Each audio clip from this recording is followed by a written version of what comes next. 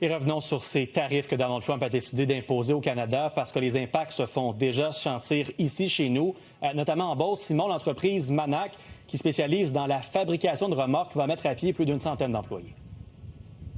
Des mises à pied temporaires, Étienne, on parle de plus de 113 emplois, 99 à Saint-Georges en Beauce et 14, et ça c'est plus des postes plus permanents dans le secteur de Lobinière, donc à Laurier-Station.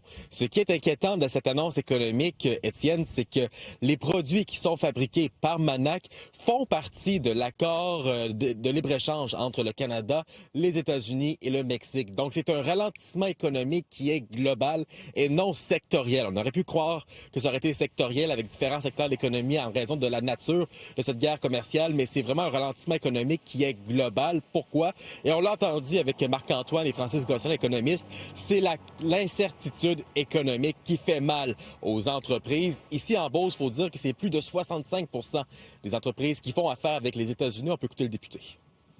65 % des entreprises chez nous font affaire aux États-Unis. Dans certains cas, c'est plus de 90 %. Jusqu'à présent, on pouvait s'en sortir, malgré qu'on a eu une centaine de pertes d'emplois, de la relocalisation d'employés. On a également eu des investissements qui ne se sont pas faits dans les dernières semaines, dans les derniers mois. Et là, on vient en ajouter une couche. Alors, ce qu'on souhaite, c'est évidemment une entente avec des données, des chiffres. Évidemment, ce qu'on souhaite, c'est le moins possible d'avoir de tarifs. Simon, comment réagissent les citoyens de Saint-Georges à cette nouvelle?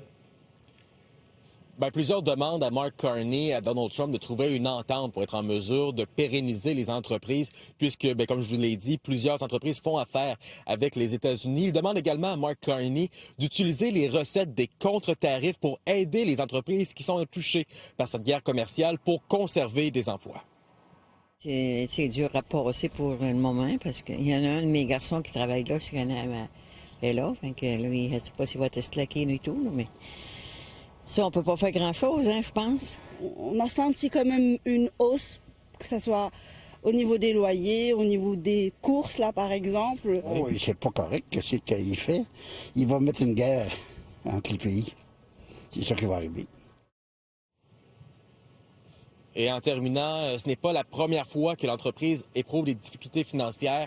L'an dernier également, il y avait eu des mises à pied temporaires, mais là, avec le ralentissement global, ça devient difficile pour l'entreprise. Vous serez en mesure d'entendre d'autres réactions de d'autres citoyens plus tard dans la journée. Certainement beaucoup d'inquiétudes chez vous. Merci beaucoup, Simon. Et autre coup dur, cette fois-ci pour les travailleurs forestiers de Lanaudière. La scierie Saint-Michel a suspendu temporairement ses opérations, et ce, jusqu'au 13 octobre prochain. Et au total, on parle de plus de 250 emplois qui sont touchés. La direction évoque l'imposition de droits compensateurs et anti-dumping de plus de 34 % par les États-Unis, ainsi que des menaces de nouvelles taxes à venir. L'entreprise appelle les gouvernements du Canada, également du Québec, à intervenir pour soutenir l'industrie forestière.